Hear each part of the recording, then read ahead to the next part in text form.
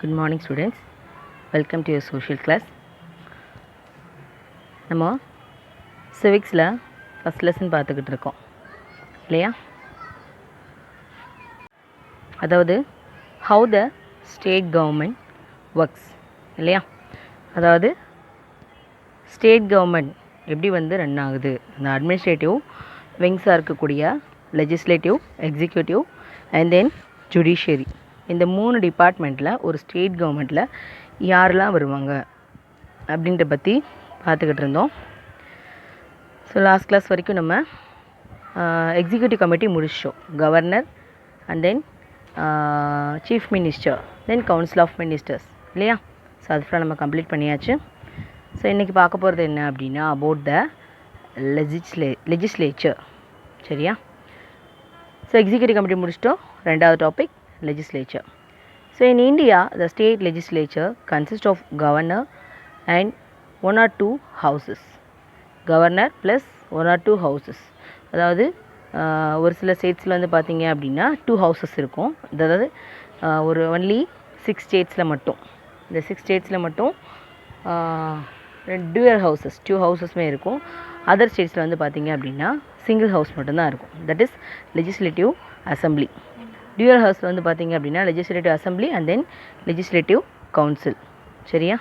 So இந்த legislative council பார்த்தீங்க அப்படின்னா the constitution provides that the total strength of a legislative council must not be less than 40 and more than 1/3 of the total strength of the legislative assembly of the state. The members of legislative council are elected indirectly. அப்போ இந்த members இன்டைரக்டாக select பண்ணுறாங்க. அதே மாதிரி இந்த legislative அசம்பிளியில் இருக்கிறத விட அதாவது 3ல் 1 பங்கு மட்டும்தான் இதில் மெம்பர்ஸு இருப்பாங்க. அதில் சில கேட்டகரிஸ் வைஸ் உங்களை செலக்ட் பண்ணுறாங்க.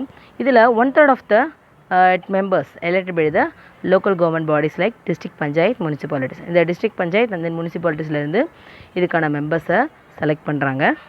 And then another 1/3 is elected by the members of the legislative assembly. So legislative assembly அந்த பக்கம் இருக்கும் இல்லையா? ஸோ அந்த குரூப்பில் பார்த்தீங்க அப்படின்னா சில மெம்பர்ஸை செலக்ட் பண்ணுவாங்க ஒரு குறிப்பிட்ட பகுதியை. And then 1/12 is elected by the graduates of the constituencies and another 1/12 of the teachers of secondary school, colleges and universities. அப்போ இப்படி செப்பரேட் கேட்டகரி, இப்போ ஒரு 50 or 60 மெம்பர்ஸ் இருக்காங்க அப்படின்னா அதில் அதாவது கேட்டகரிஸ் வைஸ் வச்சுக்காங்க. அது ஒரு 12 இப்படி இருக்கணும், ஒரு 12 இப்படி செலக்ட் பண்ணணும், இன்னொரு 12 இப்படி செலக்ட் பண்ணணும் அப்படின்ற மாதிரி கேட்டகரைஸ் பண்ணி என்ன செய்கிறாங்க அப்படின்னா அந்த லெஜிஸ்லேட்டிவ்டைய மெம்பர்ஸை இன்டைரக்டாக செலக்ட் பண்ணுறாங்க. பட் லெஜிஸ்லேட்டிவ் அசம்பிளியில் இருக்கிறவங்கள நம்ம என்ன செய்கிறோம் அப்படின்னா டைரக்ட் எலெக்ஷன் மூலமாக நம்ம அனுப்பிச்சி வைக்கிறோம். அதாவது legislative assembly, member of legislative அசம்பிளின்றது எம்எல்ஏ இல்லையா? நம்மளோட ரெப்ரசன்டேட்டிவாக எலெக்ஷன் மூலமாக நம்ம எம்எல்ஏஸை செலக்ட் பண்ணி நம்ம அனுப்பிச்சி வைக்கிறோம். ஆனால் இவங்க அந்த லெஜிஸ்லேட்டிவ் கவுன்சிலில் இருக்கிறவங்க இந்த மாதிரியான ப்ராசஸ் மூலமாக இன்டைரக்டாக செலக்ட் பண்ணப்படுறாங்க. சரியா?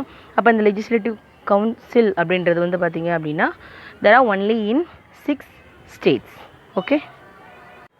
அதே மாதிரி 1/6 of the members of the legislative council are nominated by the governor of the state. So governor சில ஒரு குறிப்பிட்ட பீப்புளை என்ன செய்கிறாங்க அப்படின்னா செலக்ட் பண்ணுறாங்க. The legislative council is a permanent house. இது எப்படிப்பட்ட ஒரு ஹவுஸாக பெர்மனண்ட்டாக இருக்கும். இதுக்குன்னு சொல்லிட்டு ஒரு குறிப்பிட்ட பீரியட் கிடையாது. பட் மெம்பர்ஸ் மட்டும் என்ன செய்வாங்க அப்படின்னா சேஞ்ச் ஆகிக்கிடுவாங்க.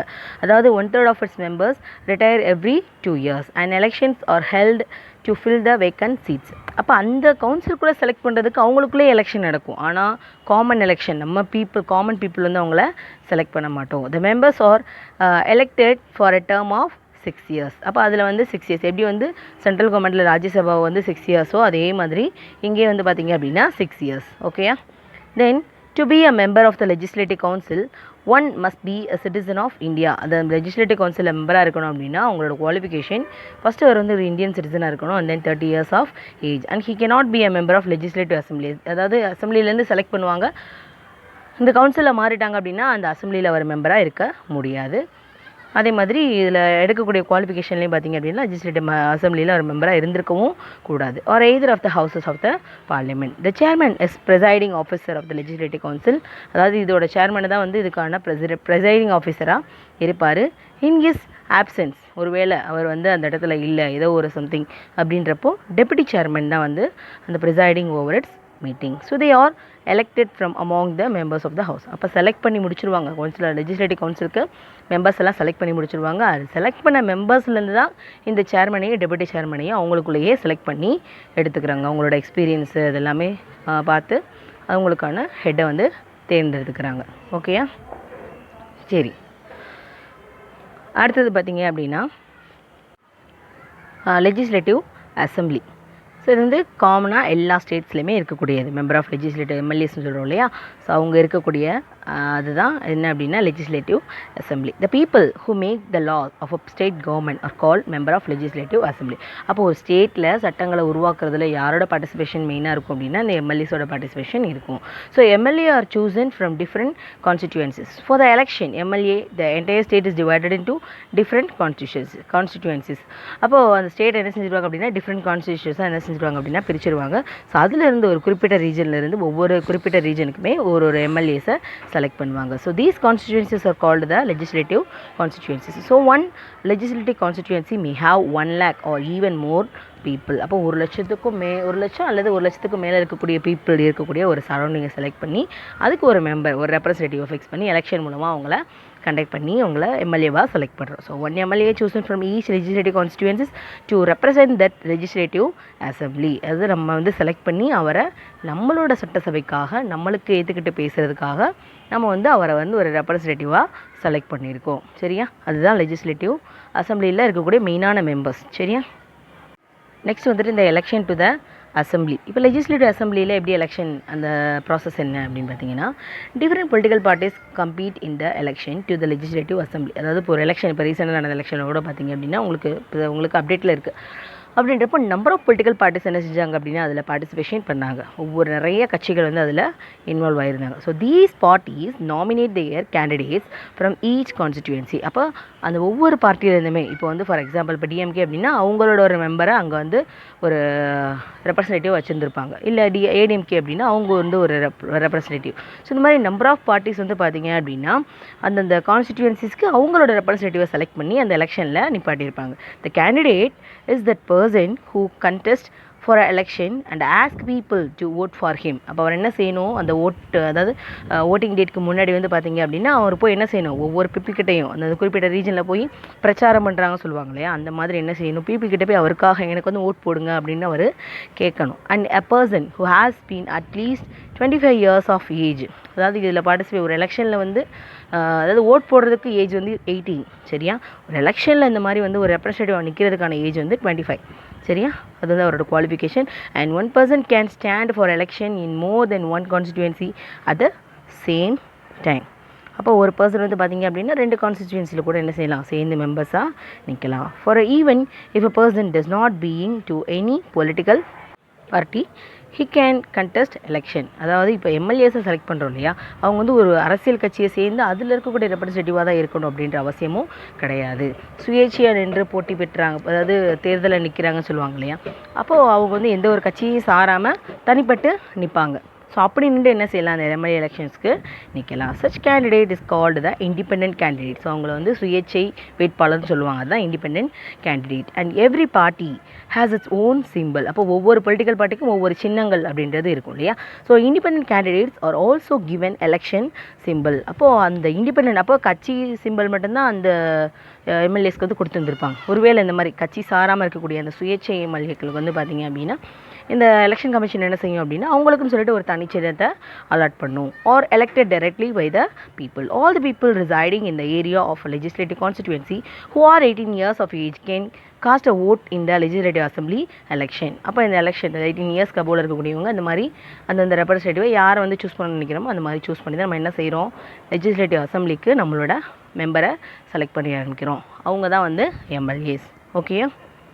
சரி, next and according to the constitution a legislative assembly cannot have more than 500 members. அதாவது கான்ஸ்டியூஷன் வைஸ் ஒரு லெஜிஸ்லேட்டிவில் வந்து பார்த்தீங்க அப்படின்னா 500 மெம்பர்ஸ்க்கு மேலே நம்பர்ஸ் வந்து இருக்கக்கூடாது. And not less than 60 members. அதே மாதிரி 60 மெம்பர்ஸ்க்கு கம்மியாகவும் இருக்கக்கூடாது. ஸோ பிட்வீன் திஸ் அப்படின்றத பொறுத்து அந்தந்த ஸ்டேட்டோட அந்த பரப்பளவு இல்லை அப்படின்னா அவங்களோட அட்மினிஸ்ட்ரேஷன் இதை பேஸ் பண்ணி என்ன செஞ்சுக்கலாம், அவங்க வந்து அந்த லெஜிஸ்லேட்டிவ் அசம்பிளியோட மெம்பர்ஸ் அவங்களே ஃபிக்ஸ் பண்ணிக்கலாம். And some seats in the legislative assembly are reserved for scheduled castes and scheduled tribes, SC ST ன்னு சொல்லுவாங்க இல்லையா.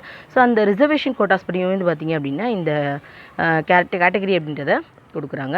அந்த governor can nominate one member from the Anglo Indian community. அப்போ இந்த லெஜிஸ்லேட்டிவ் அசம்பிளிக்கு ஒவ்வொரு ஸ்டேட்லேயும் ஒரு ஆங்கிலோ இந்தியன் கம்யூனிட்டி என்ன செய்வாங்க அப்படின்னா அப்பாயின்ட் பண்ணுவாங்க. அவங்க யார் அப்படின்னா இந்தியன் சிட்டிசன் கிடையாது, பட் அந்த இங்கிலீஷ் பீப்புள் பிரிட்டிஷ் டைமில் வந்து இங்கேயே வந்து ஸ்டே பண்ணி அவங்களோட பேரண்ட்ஸ் ஃபோர் ஃபாதர்ஸ் அவங்கெல்லாம் வந்து இங்கே இருந்தவங்க.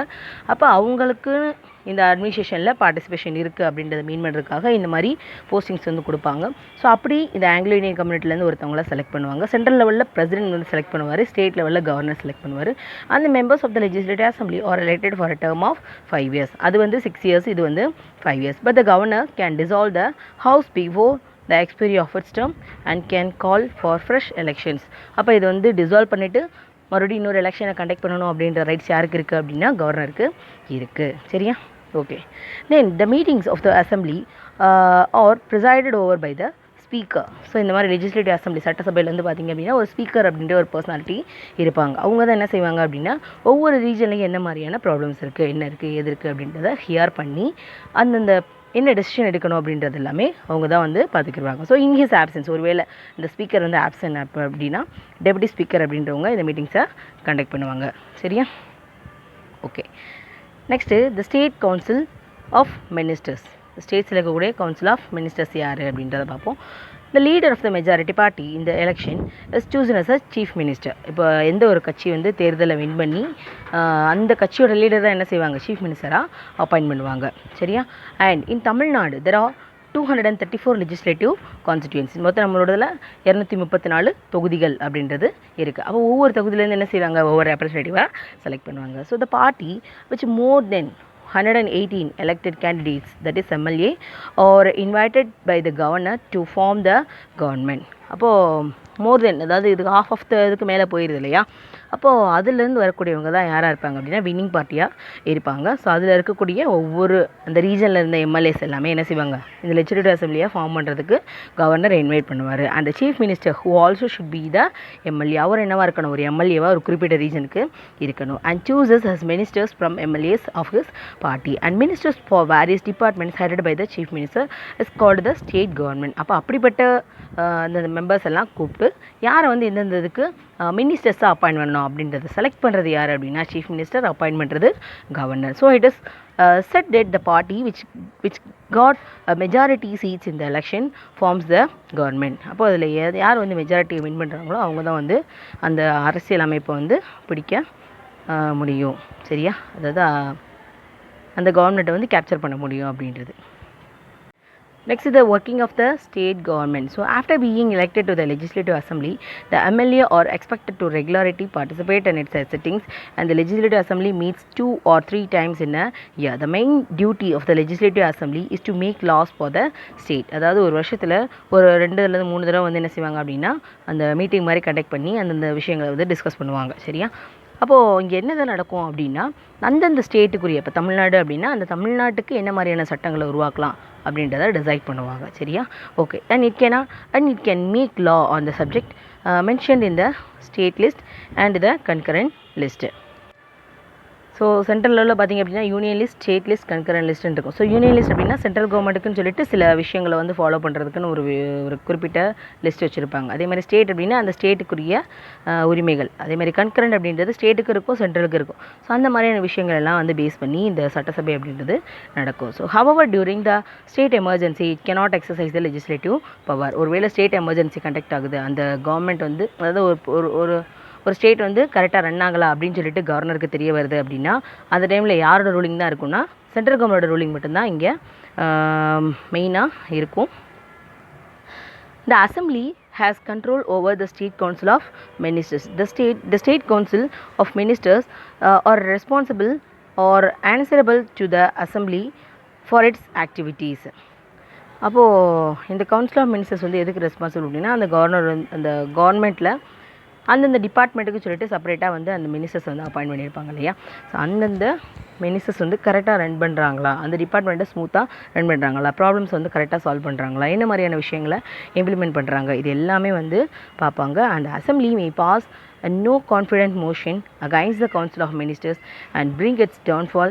If it is not satisfied with its performance of the Council of Ministers, the Legislative Assembly has control over the finances of the state, and a money bill can be introduced only in the assembly and the government cannot impose.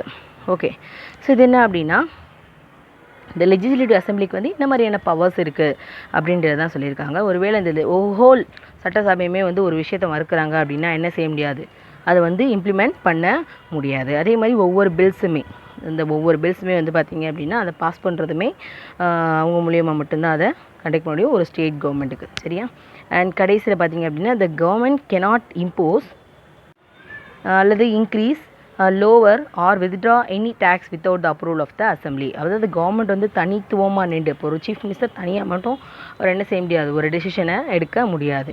அந்த legislative அசம்பிளியில் வந்து discuss பண்ணி எல்லாரும் வந்து மெஜாரிட்டியாக வந்து okay சொன்னதுக்கப்புறம் தான் என்ன செய்ய முடியும், ஒரு விஷயத்தை அவங்க இம்ப்ளிமெண்ட் பண்ண முடியும். The elected members of the legislative assembly can take part in the election of the president of India and all members can take part in the election of the members of the Rajya Sabha from the state. அப்போ ராஜ்ய சபாவோட மெம்பர்ஸையும் பிரசிடெண்ட்டையும் select பண்ணுறதுல இவங்களுக்கும் என்ன இருக்குது, ஒரு பங்களிப்பு அப்படின்றது இருக்குது. And the assembly also takes part in the amendment of the constitution on certain matters. அப்போ அமெண்ட்மெண்ட் அப்படின்றது இப்போ அரசியலமைப்பு அப்படின்றது பெர்மனெண்ட்டாக இருக்கக்கூடிய ஒன்று, அதில் சீர்திருத்தங்கள் கொண்டு வரணும் அப்படின்றது தான் amendment.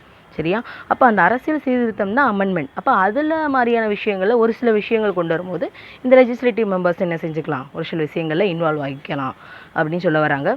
And so the government has 3 basic functions, that is making laws, executing laws and ensuring justice. இதுதான் வந்து இந்த லெஜிஸ்லேட்டிவ் அசம்பிளியோட மெயினான 3 ஃபங்க்ஷன்ஸ். சரியா? And how laws are made in state government, அதாவது ஒரு ஸ்டேட் கவர்மெண்ட்டில் எப்படி வந்து சட்டங்களை உருவாக்குறாங்க. இப்போ லெஜிஸ்லேச்சர் அப்படின்றது லெஜிஸ்லேட்டிவ் கவுன்சில், லெஜிஸ்லேட்டிவ் அசம்பிளி அப்படின்றத பார்த்துட்டோம் இல்லையா? So several kinds of rules and laws have been made for all people of our country. For instance, there is a law that you cannot keep a gun without having a license for it, or that women cannot marry before the age of 18 years of old and men cannot marry before the age of 21 years. These rules and laws have not been made just like that. The people elected their government through who thought carefully before making such laws. A lot of such laws are made by the state or central government. அதாவது இப்போது ஸ்டேட்டுக்குன்னு சொல்லிட்டு சில சட்டங்கள் இருக்கும் அப்படின்றத நம்ம சொல்லி பார்த்துருக்கோம் இல்லையா? அப்போது இது எல்லாமே வந்து பார்த்திங்க அப்படின்னு காமனாக through out the India follow பண்ணக்கூடிய சட்டங்கள் இல்லையா? அதாவது 18 இயர்ஸ்க்கு மேலே வந்து ஒரு கேர்ளுக்கு வந்து 18 இயர்ஸ்க்கு கம்மியாக வந்து ஒரு கேர்ளுக்கு மேரேஜ் பண்ணக்கூடாது. அப்படி பண்ணாங்க அப்படின்னா அது வந்து சைல்டு மேரேஜில் கன்சிடர் பண்ணிடுவாங்க. அதே மாதிரி 21 இயர்ஸ்க்கு வந்து ஒரு பாய்க்கு வந்து என்ன செய்ய முடியாது அப்படின்னா கம்மியாக வந்து மேரேஜ் பண்ண முடியாது. ஸோ இதெல்லாமே காமனாக த்ரூ அவுட் இந்தியா ஃபாலோ பண்ணக்கூடிய விஷயங்கள். அப்போ இதில் என்ன செய்ய முடியாது, ஸ்டேட் கவர்மெண்ட் கண்டிப்பாக இன்வால்வ் ஆகவே முடியாது. சரியா? ஸோ இந்த மாதிரி வந்து இருக்கக்கூடியதான் ஸ்டேட் கவர்மெண்ட் வந்து இந்த மாதிரியான விஷயங்களை மட்டும்தான் ஸ்டேட் கவர்மெண்ட் பார்க்க முடியும் அப்படின்னு சொல்ல வராங்க. சரியா? சென்ட்ரல் அப்படின்றது தனி, ஸ்டேட் அப்படின்றது வேறு. ஓகேயா? And in the legislative assembly meetings, MLAs discuss a number of topics like public works, education, law and order, various problems faced by the state. அப்போ அந்த எம்எல்ஏ வந்து அந்த குறிப்பிட்ட ரீஜனுக்கு எம்எல்ஏ இருப்பாங்க இல்லையா? அப்போது அவங்க என்ன செய்யலாம் அப்படின்னா இந்த மாதிரியான ப்ராப்ளம்ஸை அந்த மீட்டிங்கில் அதாவது ஒரு இயர்ஸ்க்கு 2 or 3 times வந்து மீட்டிங் கண்டக்ட் பண்ணுவாங்க சொன்னேன் இல்லையா? அந்த டைமில் போய் என்ன செய்யலாம் அப்படின்னா அந்த விஷயங்களை வந்து அவங்க சொல்லலாம். The MLA can ask questions to know the activities of ministers and which the concerned ministers have to answer. அதாவது எம்எல்ஏ வந்து பார்த்திங்க அப்படின்னா அது ஒரு குறிப்பிட்ட மினிஸ்டர் வந்து கேட்கறதுக்கான ரைட்ஸ் யாருக்கு இருக்குன்னா எம்எல்ஏக்கு இருக்குது. இப்போ எஜுகேஷன் மினிஸ்டர் இருக்கார் அப்படின்னா அந்த குறிப்பிட்ட ரீஜனுக்கு ஏன் இந்த எஜுகேஷன் டிபார்ட்மெண்ட் இப்படி இருக்குது அப்படின்ற கேட்குற ரைட்ஸ் வந்து அந்த எம்எல்ஏக்கு இருக்குது. சரியா? And which the concern ministers have to answer. அப்போ அந்த மினிஸ்டருக்கு என்ன இருக்குது, ஒரு கடமை இருக்குது. அதாவது எம்எல்ஏ கேட்குற கொஷனுக்கு ஆன்சர் பண்ணுன்ற கடமை இருக்குது. The legislative assembly makes law on certain issues. The process of law making as follows. The legislative assembly வந்து இந்த மாதிரியான விஷயங்கள் எல்லாம் பேஸ் பண்ணி தான் சட்டங்களை உருவாக்க முடியும். ஓகேயா? அதாவது சில விஷயங்களை சொல்ல வராங்க, என்னென்னு பாருங்கள்.